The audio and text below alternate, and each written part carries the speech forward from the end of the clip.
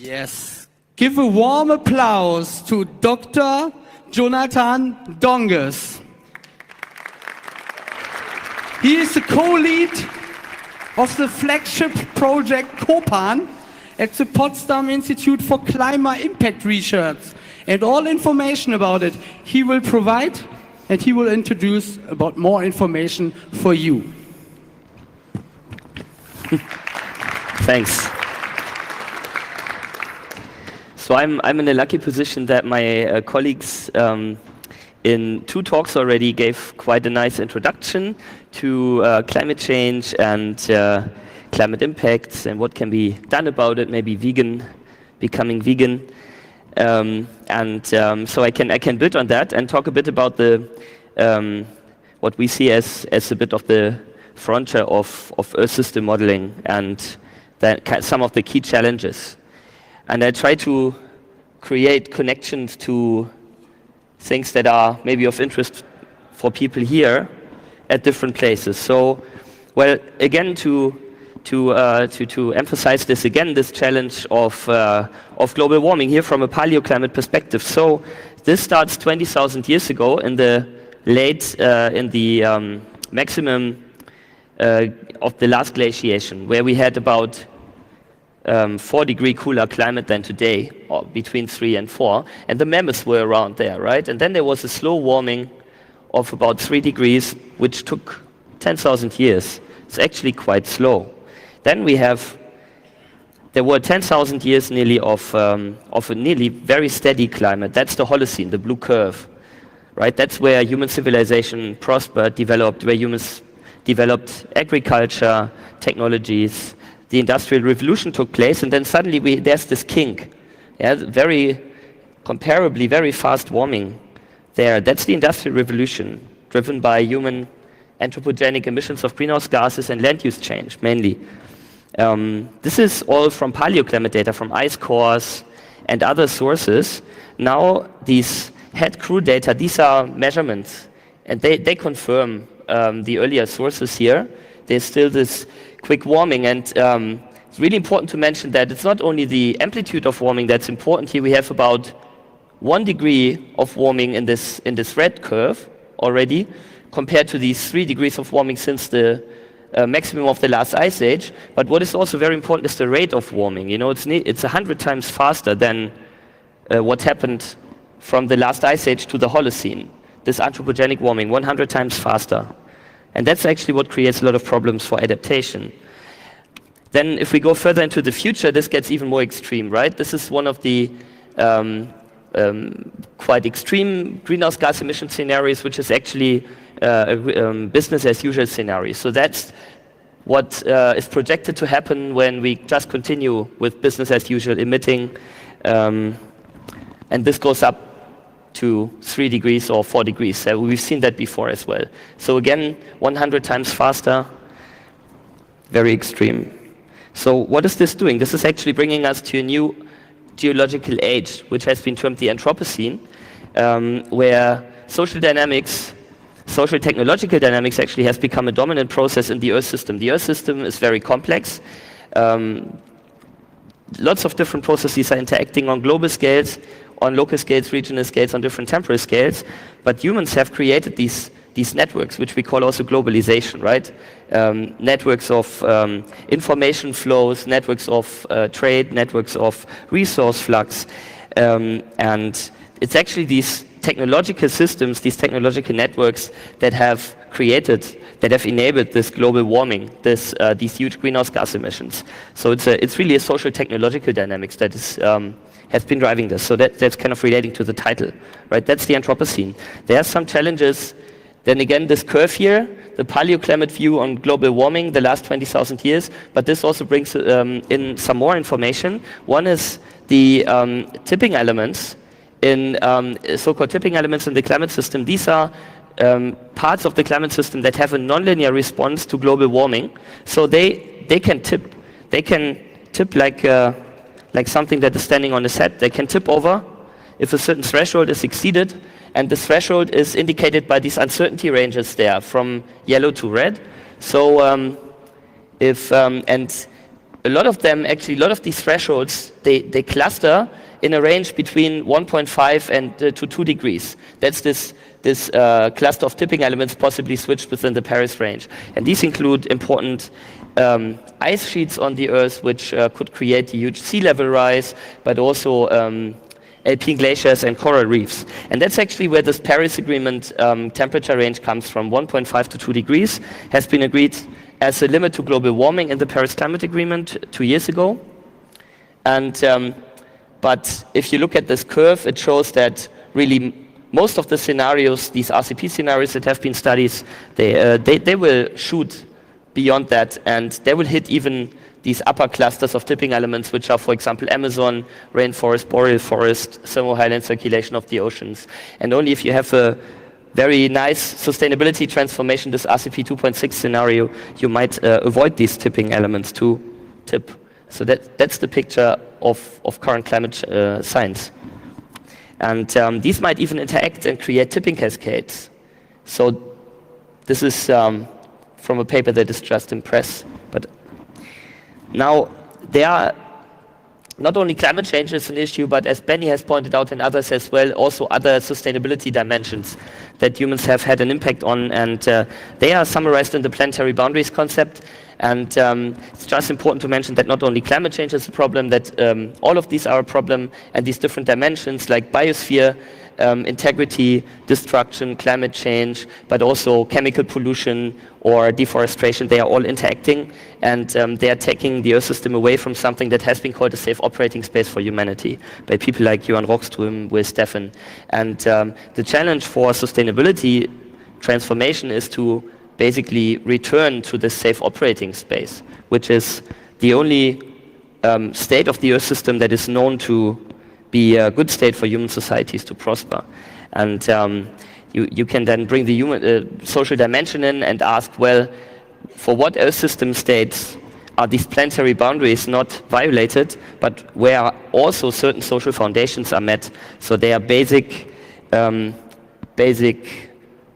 needs of humans like food, water, income, but also jobs, voice, gender equality. So, and this safe and just operating space proposed by Kate Raworth is a hypothetical space of Earth system states that allow for these two things, the environmental ceiling and the social foundation, to be met at the same time. And that's, of course, what some people call Earth resilience. So the question is, what are future trajectories of the Earth system where the Earth system and human societies in it are resilient? And we are currently on a business as usual trajectory, which takes us out of such a resilient state, clearly, and might take us even to hothouse states similar to those where the dinosaurs lived. That's why the T-Rex was there on an earlier slide. But then the question is, are there actually nonlinear social transformations that can maintain the Earth system in a manageable state, in a state of higher resilience? So that would be the curve that goes down, right? Or are there intrinsic feedbacks and tipping cascades that take the Earth system up to such a hot ice-free state? And now the problem is really that current models of global change cannot really answer such questions in a satisfactory degree. And why this is so, I will try to explain in the next slide. So this is the challenge of integrated Earth system modeling that through macroscopes of computer simulations that Benny has already talked about, and the challenge that Schellnhuber has already outlined in 1999 and even before that. And the idea is to look at the Earth system as a co-evolution space of where there are environmental dimensions of the biophysical climate system, but also social dimensions of human societies. And you can look at trajectories of the Earth system in this space. There might be catastrophic domains where you don't want to go, where the tipping elements are tipping. There are inaccessible domains where you cannot go because they violate, for example, basic physical laws, energy conservation or something like that.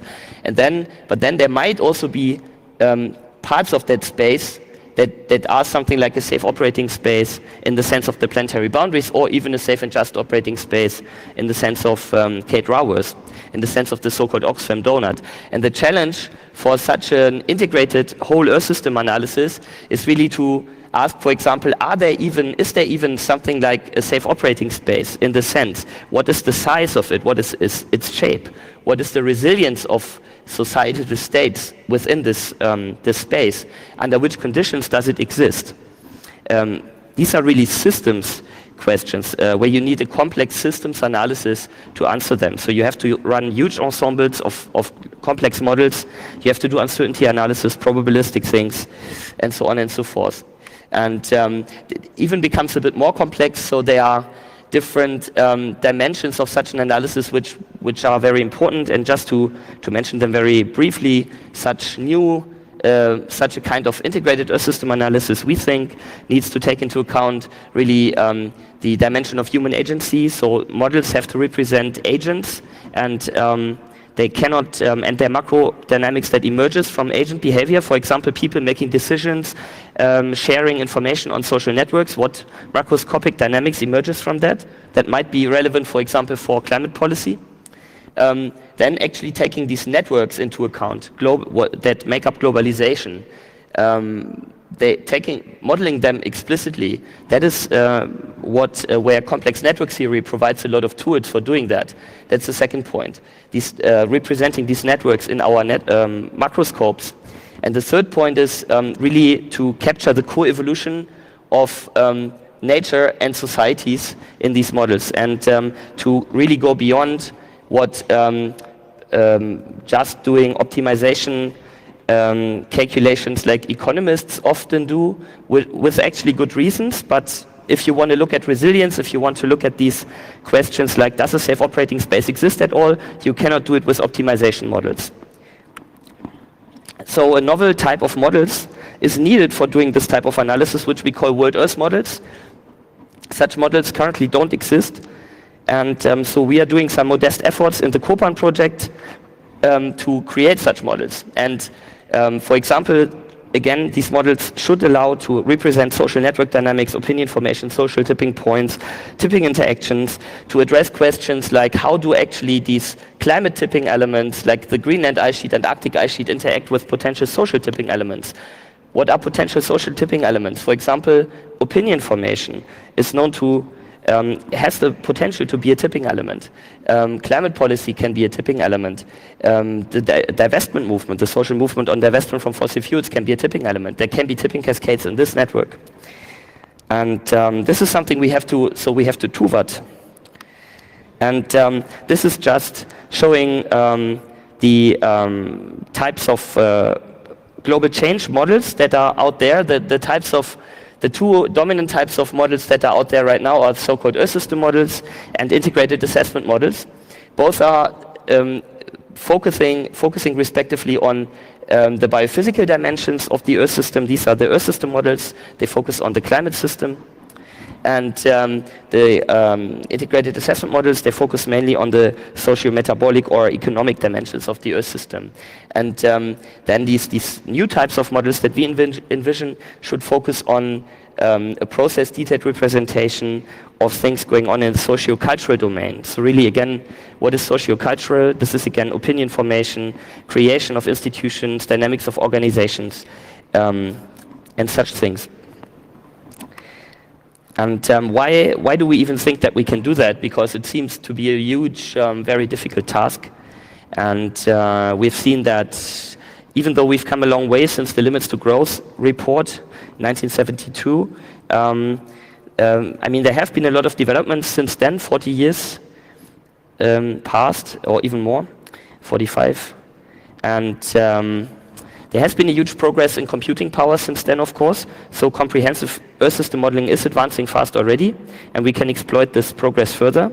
There are advances in complex systems theory, social ecological systems modeling, social simulation, and similar fields that allow really computer simulations of certain aspects of social macrodynamics. So for example, again, this opinion formation example, we've done a study on how smokers have been marginalized in social networks in the US through the past 40 years or so, and we can do at least on a qualitative level, quite nice projections of social network dynamics, and we can understand why certain things are happening the way they are doing. And this is actually possible through mostly agent-based modeling approaches, where you simulate the dynamics of thousands of simple agents and study the macro properties that emerge from that. For example, the fraction of people that have a certain opinion and how it changes over time. Then the third point is that big data on social dynamics is increasingly available, and of course this is valuable for science, but you have to be, of course, very careful about issues that can happen when you have too much data like that. And in most cases you don't have it. That's one of our main problems. I mean, the data are there, but we cannot get it as scientists.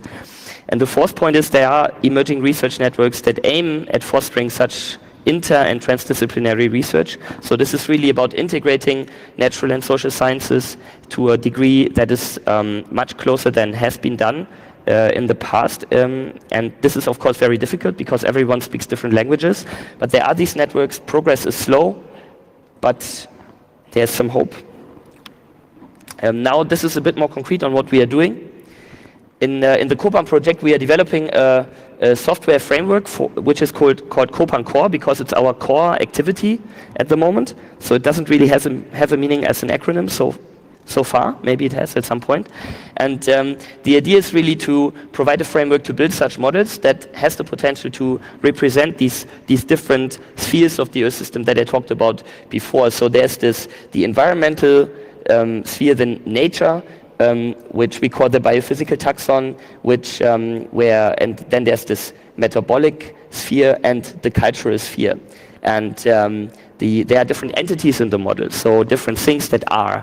And one thing that is very simple and easy to understand are cells. So these are basically grid cells where typically a lot of biophysical dynamics are going on, but also, for example, agents, individuals, which is a different type of entity, can live in a certain cell.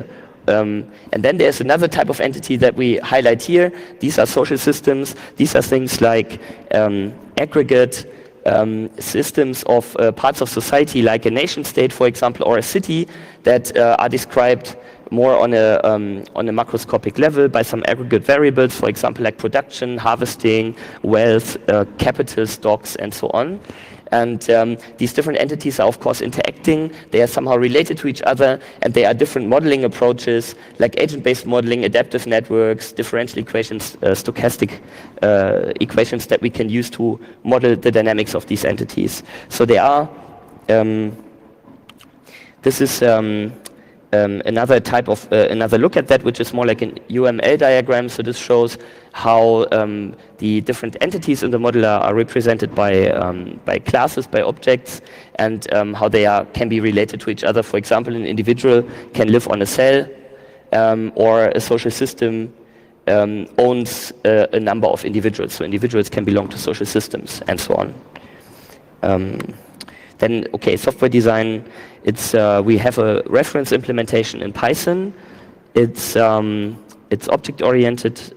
We put a lot of effort in providing a good documentation, test framework, and to allow for parallel simulations on our cluster, because that's super important. And this is, of course, all work in progress in a way, because we have relatively low resources for doing that.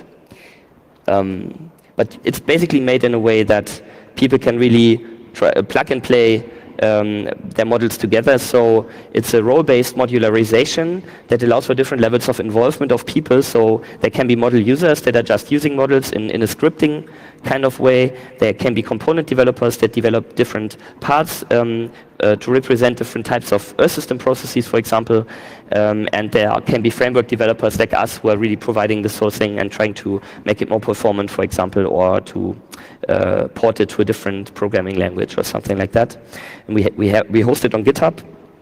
The link is down there, but unfortunately we are not allowed yet to put it open source because of our administration, but it will be hopefully open source early next year. And we designed this to be very, very flexible and modular, so we can connected to other models, for example, like these land use and vegetation models that Benny just talked about. And yeah, we try to follow these standards of open source, open science here, and to enable all the people from these different networks, but also maybe people from this community here to contribute to this.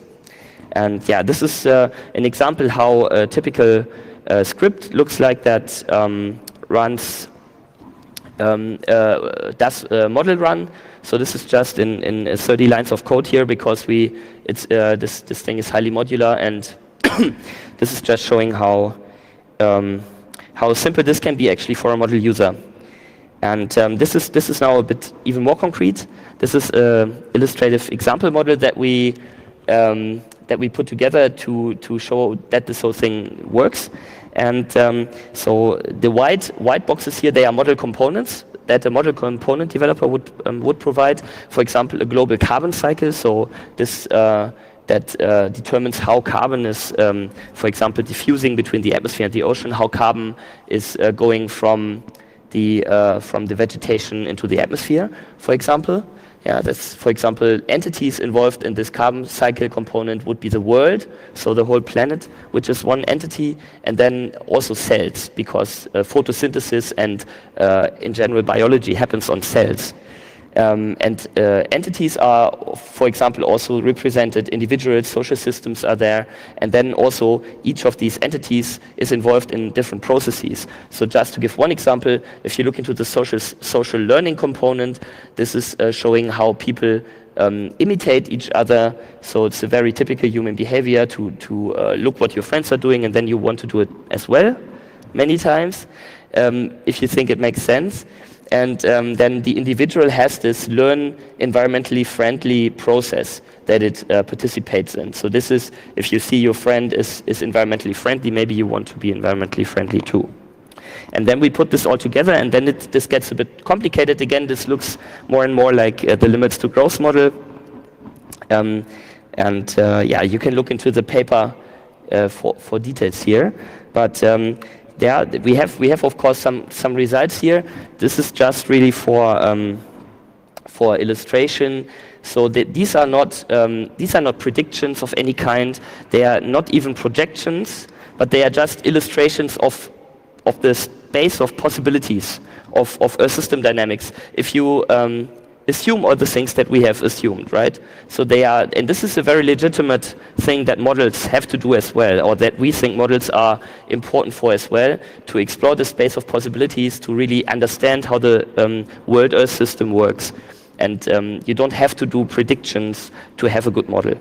And this is, for example, we show here trajectories of the Earth system in the next 100 years without social processes, so where, for example, the environmental friendliness of individuals is fixed, where certain subsidies, emission taxes, and fossil fuel bans are fixed, right? So here we have, then these things are not changing. We put them into the socio-cultural dimension. Then they are, on the socio-metabolic dimension, on the economic dimension, these are the shares of different energy sources that the societies use. So in this example, we have 5 social systems that are running at the same time. Each has 100 individuals. And in this example, for example, you have a strong increase of biomass in the beginning, even later increase of renewable energy sources, and a decrease of fossil resources, which is not very fast. And then the Earth system here on the biophysical dimension responds accordingly. And then if you switch the social processes on, so these are now really, people can do social learning, so they can learn to be environmentally friendly from their peers. There can be renewable subsidies can be implemented under certain conditions. Emissions taxes can be implemented, and a fossil fuel ban can be implemented basically by certain voting processes among the individuals. So we emulate the democratic decision-making process here, and then we see that all these things, they are switched on quite fast, and this leads to a rapid decrease here of the fossil energy sources, and to a faster increase of the renewables compared to the case without social dynamics, right? So we get a completely different dynamics, which is of course what you would expect, because we changed the model to a large degree. But this is what this type of modeling is about, to really understand what is happening when you make plausible assumptions. And now, okay, what's the status of this? Copan Core, it is already under operational use. It is ready for community integration, and we have a description paper submitted actually today. And the open source launch of the software is planned for early 2018. Now, okay, I want to give 2 Outlook slides for types of research questions that I would find really interesting, important to look at. So in the context of this conference here, so one is really to look more into the competition, trade-offs or synergies between these really the 2 maybe main transformations going on in the 21st century. And well, one is that the digital transformation, it's ongoing rapidly and it's just happening. And the other one is this necessary, maybe we think necessary, social ecological sustainability transformation. But there can be a competition even between them. For example, we've seen that before. There is a large and strongly increasing energy consumption of digital technology. So the internet in general is consuming huge amounts of energy. Then the blockchain and Bitcoin mining now is becoming, is mentioned a lot as an example because Bitcoin mining consumes the same amount of energy as a small country already, and it's just increasing exponentially. Then a bit more on a more subtle level, the influence of digital communication and online social networks on public opinion formation and governance processes that may be relevant that are relevant for sustainability transformation. So this is really the issue with debate about fake news and echo chambers and all these things. Whether they are really there or not is of course up to debate, and but this is really relevant to study this more, also maybe using these types of models. And then the last point is things that are a bit more far off maybe, but that people are seriously concerned about, like emerging general artificial intelligence, and then asking really what would be the Earth system consequences of such events. And this is of course a bit, then maybe a bit even more philosophical idea, but there's this interesting debate about the so-called technosphere. So this is looking at basically the complex of global technological networks and connected to human societies, and what this actually has to say about sustainability. And Peter Huff has written a lot about that, and we've made a small contribution to that debate. And maybe this type of modeling that I talked about might also shed some light on how human societies are actually interrelated with these technological macrostructures that we've created, and what this means for really the viability of sustainable development in the future. And also this actually highlights some deep ethical questions again about what sustainability actually is, and how this depends on basic humanistic principles. So that sustainability is really mostly about humans, and what do you do with that concept if it's true that humans don't really have agency anymore, as some people claim, like Peter Huff to some degree, right? So these are all open questions. And now the take-home message is computer simulation models that are Earth system macroscopes, and the big social ecological data analytics, they are really essential tools for understanding sustainable development in the Anthropocene. We think a new class of world Earth models is really needed to capture key aspects of this dynamics, and really one central challenge of this century, I think, is really how to reconcile the sustainability and digital transformations. And yes, please contact us, maybe contribute, and to what?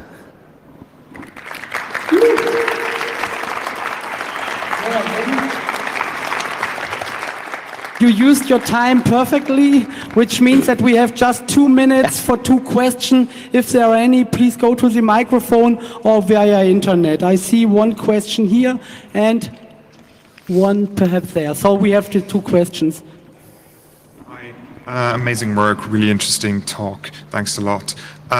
So I'm working more in the Earth system modeling community, and there we also have we have the tendency to make our models more and more complex. And what we've observed is that as we make them more complex, the less we understand them. We do less understand what's going on. And I've seen that a lot of your work, you try to do the same, right? You try to integrate all the processes that you're interested in, and then we've observed that a lot of the uncertainties we know that we have are coming from the parameters. So each time you integrate a new module into your model, you at some point you need to parameterize some values you don't know. And for us, it's been very hard to measure some of the quantities. And my question would be, I guess for you it's even harder, right? What are your parameters and how do you try to estimate them? Thanks a lot. Right. So, I mean, there are of course this is always the challenge with modeling, and there are, yeah, for example, some parameters that are typical for these types of social dynamics modeling. They are concerning rates. For example, what is the rate of imitation of behaviors or opinions between people compared to the rate of the network dynamics, so how fast the network changes due to processes like homophily, for example, which is the process that typically people are more likely to interact with other people that are similar to them than with people that are different. And so these different timescales, they can be parameters, and of course you can address that by doing simulations with on parameter spaces, model robustness tests. One thing that we do a lot in the Copan project is actually to do these huge agent-based simulations that I've shown you today, but we also do conceptual modeling and careful theoretical work where we try to really understand what the models are doing in a more simplified way. So actually most of our work so far has been working on very simplified models of such things that we can still understand mathematically, sometimes even derive analytical mathematical approximations, and this works quite well. But of course, this is always a challenge. Yeah. I saw that there is one question from the internet, so I ask you, please go afterwards and speak with him. We don't have time because of the next speaker. So, internet, what is your question? Yeah, it's somehow connected. How does your group, especially, and your scientific community in general, validate models, and how do you convince people that predictions using this model actually have some validity? Right. So I tried to address that during the talk already, but very briefly, I think the one thing is that we, in this social dynamics modeling particularly, it's very difficult to do quantitative predictions, and that's also why what we try to do more is to, so we validate the models doing reproducing qualitatively what past developments, for example, in this study on the smoking, change in smoking behavior and how people were marginalized in social networks, we were able to do that quite well.